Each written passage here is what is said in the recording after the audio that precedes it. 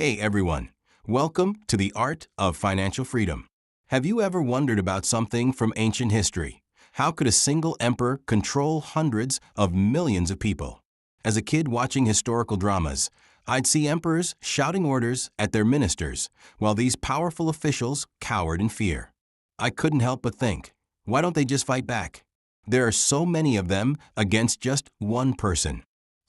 Someone in my family explained, because the emperor has army and guards. The ministers would be captured and executed before they could make a move. So I asked, then why do they listen to the emperor? They said, because the emperor controls the army, and no one dares challenge that. I pushed further, but the army has thousands of soldiers. Why do they all follow just one person? After thinking for a moment, they replied, because following the emperor means food on the table and money in their pockets. I couldn't help but ask, then why don't they just take the emperor's resources and split it among themselves? At this point, they had no answer. Hidden in this simple story is the fundamental secret of leadership and power. Anyone who truly understands this concept gains an incredible advantage in life. The hidden rules of power. Today, I'm sharing some seriously powerful knowledge that the 1% understand, what I call the Emperor Strategy. This isn't just for CEOs or founders. It's for anyone who wants to level up in life. These principles apply to everything from business relationships to dating and beyond. Let me be straight with you. If you're navigating relationships purely on instinct and have never studied these power dynamics, your business will struggle to scale and might even collapse. Even your personal relationships could suffer.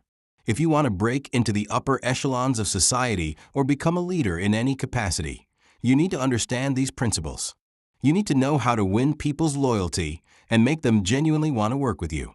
Whether you grasp what I'm about to share could determine if you'll be the one controlling situations or being controlled by others. Before diving in, I should mention that this channel is all about sharing wealth-building mindsets for entrepreneurs, investors, and anyone seeking financial independence.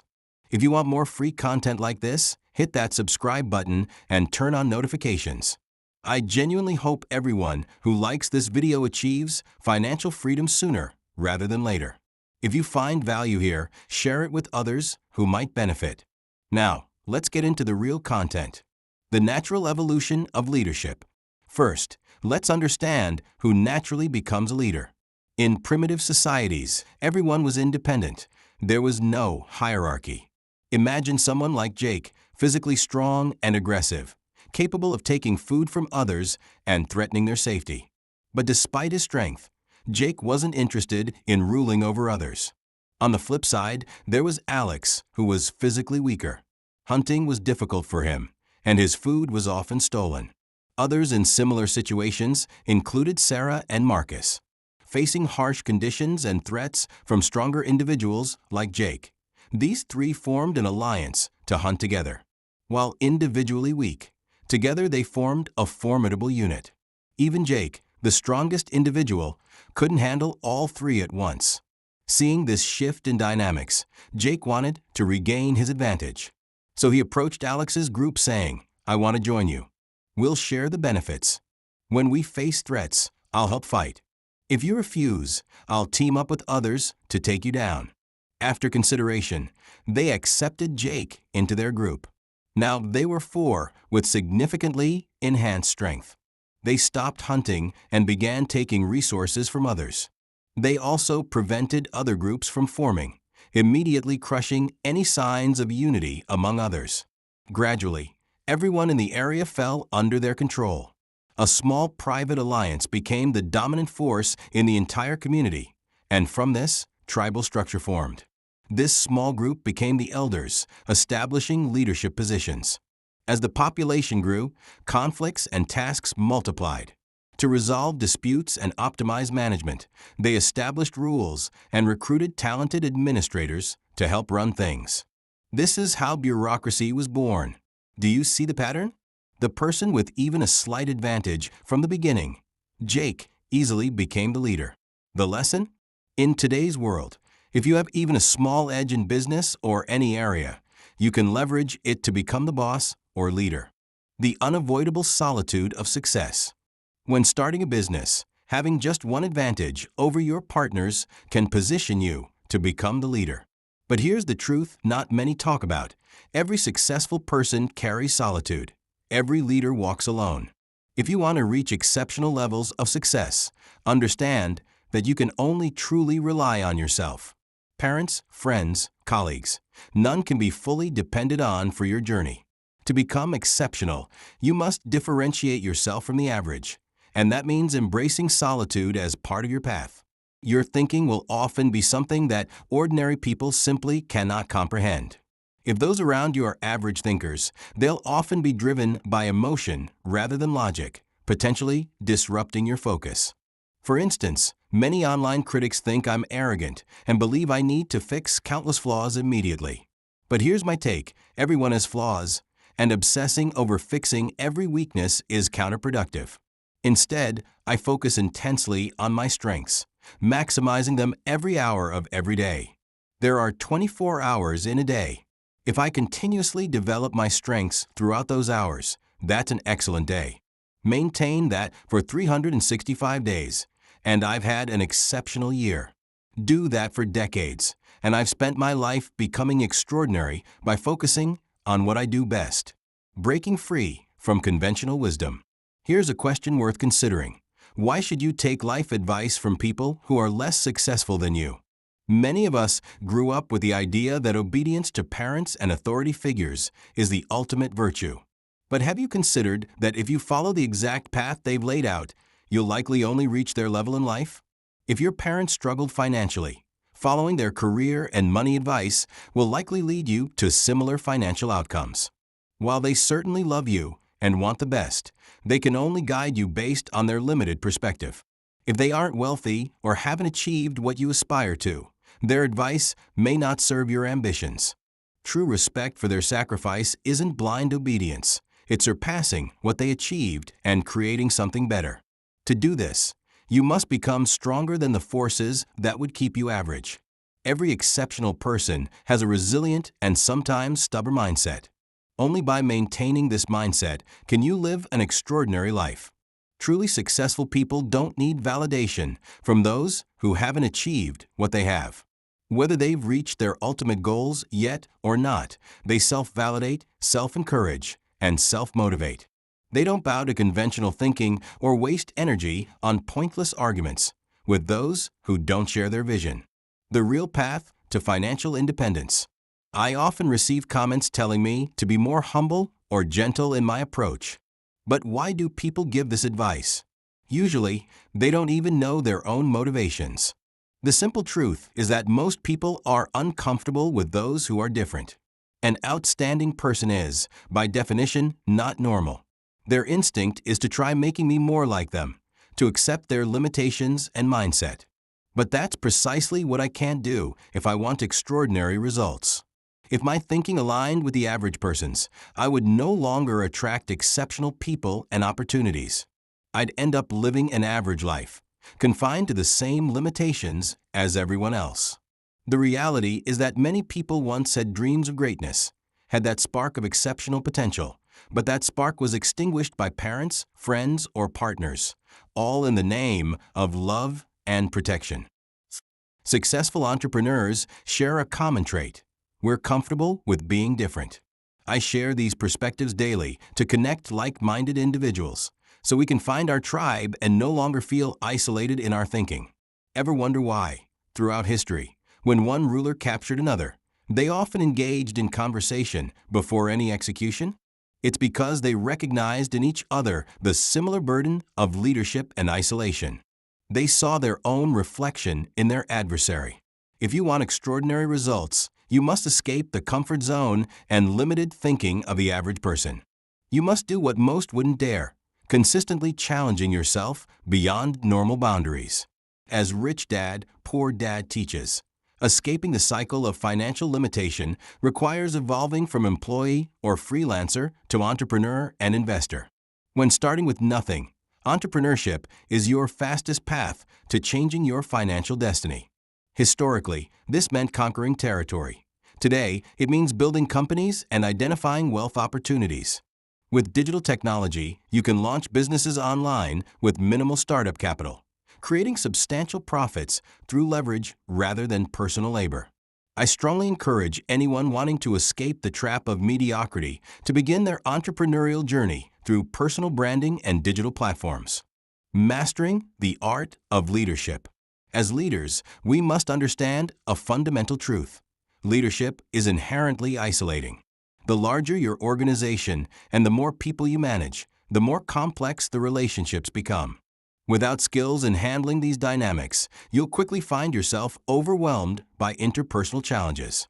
In today's interconnected world, we all recognize that sustainable success doesn't come from individual brilliance alone. Reaching the highest levels requires a team of talented people aligned with your vision. The critical question becomes, how do you make everyone in your organization truly believe in your mission and wholeheartedly contribute to building something remarkable together? Here's the brutal truth. The highest earners in society aren't necessarily those with the best technical skills. Their real superpower is their ability to inspire others to willingly dedicate their talents and energy to a shared vision. Consider one of history's most remarkable leaders, Liu Bang, the founder of the Han Dynasty. From humble beginnings, he built an empire from nothing. Once, he asked his brilliant General Han Xin, "If I gave you an army, how many soldiers could you effectively command?" Han Xin confidently replied, "The more, the better." Despite his military genius, Han Xin later acknowledged, "Your true brilliance isn't battlefield strategy. It's your ability to win people's hearts, attracting the best talents to your cause. That's how you conquered the world." Look at modern examples like Elon Musk. Did his primary strength engineering? While technically competent, his genius lies in inspiring brilliant people to join seemingly impossible missions, whether it's revolutionizing space travel or electric vehicles. His role isn't personally building every rocket or car, but creating a vision that attracts world-class talent to solve extraordinarily difficult problems. The balance of fear and respect. This approach mirrors a philosophy proposed thousands of years ago by Han Fizi, respected by China's first emperor. Han Fizi observed that the worst leader is one obsessed with being loved by everyone. Why? Because a leader overly concerned with subordinates' approval, who sacrifices everything to be liked, might gain temporary admiration but will fail when decisive action is required. During crises, their team lacks the discipline and respect needed to execute difficult decisions. This creates the weakest form of leadership. Many people today misunderstand this principle. They believe historical leaders were universally beloved, perfect figures who achieved greatness through pure virtue. They assume becoming a good leader means primarily becoming likable. The historical reality is quite different. Successful leaders weren't universally adored. So why does history often portray them as saints? Simple. When you hold power, creating an idealized image makes it easier to maintain authority and respect. Consider someone like Steve Jobs. Today he's often glorified, but contemporaries described him as demanding, sometimes harsh, and incredibly exacting. His leadership wasn't built on being universally liked. It was built on driving excellence and maintaining exceptionally high standards that produced revolutionary products. The truth about historical leaders. History is written by the winners, and losers rarely get to tell their story. Most know figures like George Washington as perfect examples of virtue and honesty. Everyone's heard the cherry tree story. How, as a child, Washington damaged a tree and immediately confessed to his father, declaring, "I cannot tell a lie." This heartwarming tale has become so embedded in culture that most accept it as historical fact. But it's completely fictional. When Washington's first biography struggled with sales, the publisher demanded more compelling content. By the sixth edition, they had added the cherry tree story sales soared, and this fiction has been taught as truth ever since. The real Washington was a brilliant military strategist who understood deception was sometimes necessary in warfare. In his actual writings, he clearly stated that in battle, one must never let enemies know their true intentions. War, he recognized, was essentially strategic deception. This pragmatic approach helped win American independence. History is often sanitized to create idealized versions of leaders that support cultural narratives. Winners shape these narratives to legitimize their authority by portraying themselves as morally superior. Effective leadership through balance. If you aspire to leadership, remember this. Hoping to be universally loved will lead to failure. You've been misled by sanitized history. Attempting to emulate the fictional, saintly versions of historical figures will result in leadership challenges you're unprepared to handle. Humans naturally tend toward self-interest. When your organization is thriving and the market is stable, treating employees exceptionally well works fine. Everyone's happy to contribute.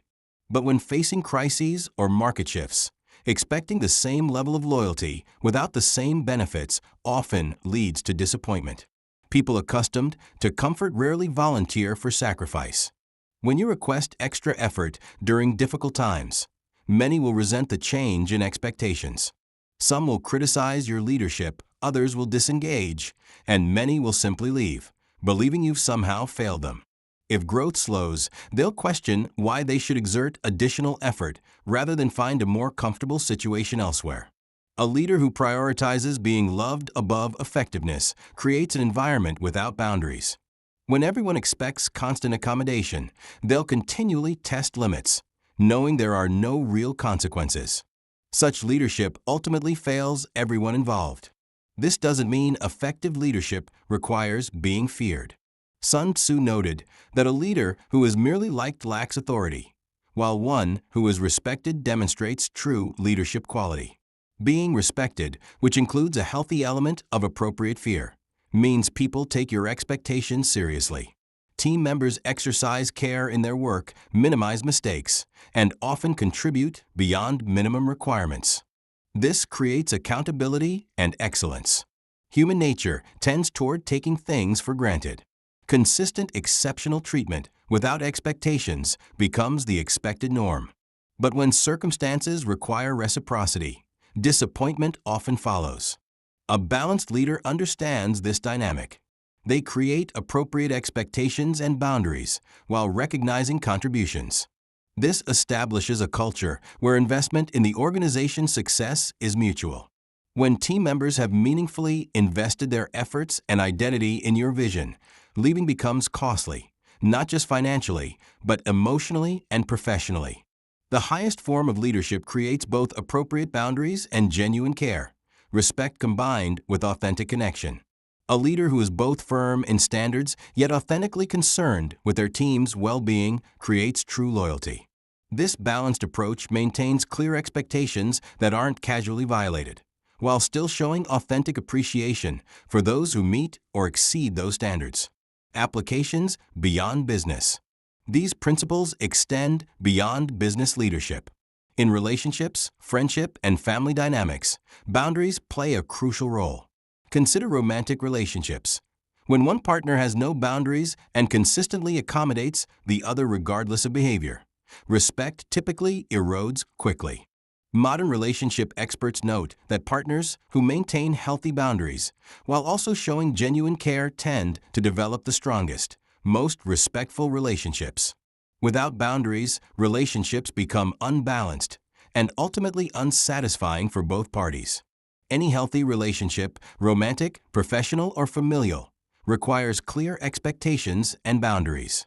Some might view this perspective as cynical rather than idealistic, but reality shows that relationships without mutual respect and clear boundaries rarely thrive. The world contains both well-intentioned and malicious people. Educational systems often emphasize cooperation and trust without adequately preparing us for handling those who operate with different values. This creates vulnerability when entering competitive environments or dealing with difficult personalities. Protecting your resources and well-being. Society can be challenging, especially for those unprepared for its competitive aspects. Whether in professional or personal contexts, not understanding these dynamics can lead to significant setbacks. Those with good intentions need effective self-protection strategies. Consistently accommodating others without limits typically doesn't earn respect.